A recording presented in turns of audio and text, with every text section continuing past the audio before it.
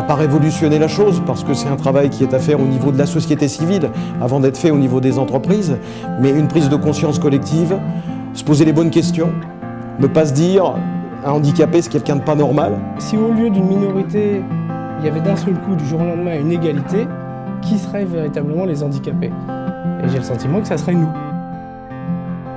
Au-delà des quotas, au-delà des lois, le but de cette semaine du handicap, et c'est pour ça qu'Ortex s'est engagé dans cette démarche, c'est de nous sensibiliser, nous poser les vraies questions.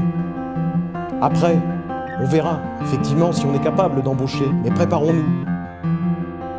Les sourds sont des personnes qui ont des qualités comme les autres, et ce n'est pas un handicap. Simplement, c'est un problème de communication. C'est un problème qui est uniquement lié à la communication.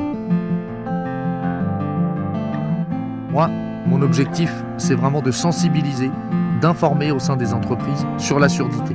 C'est surtout d'abord de sensibiliser nos interlocuteurs à la problématique de la déficience visuelle, de manière à ce qu'on évacue de leur tête un certain nombre de préjugés, un certain nombre d'idées toutes faites, de façon à ce que les gens essayent ensuite d'imaginer ce que c'est que la vie d'une personne déficiente visuelle et comment, dans l'entreprise, elle peut trouver sa place.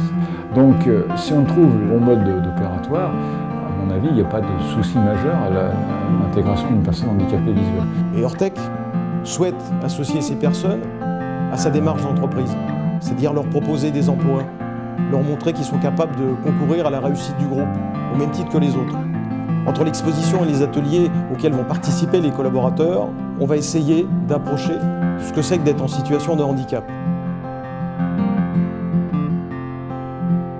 Ce travail-là s'est centré surtout sur la figure de mon frère. Et mon frère, il est trisomique et voilà, il a eu besoin de travailler sur lui. C'est pas seulement parler de lui, c'est aussi une espèce de dialogue, échange, rencontre entre nous deux, voilà, qui se matérialise dans le travail. Et pour ça, je me suis engagé dans la relation d'un projet artistique. Et ça représente un peu exprimer toute cette espèce de façon de voir la vie, et les rapports aux gens, les rapports aux choses. Cassons les préjugés. Arrêtons de penser que la normalité, c'est nous. On vit tous ensemble. On est capable de travailler tous ensemble.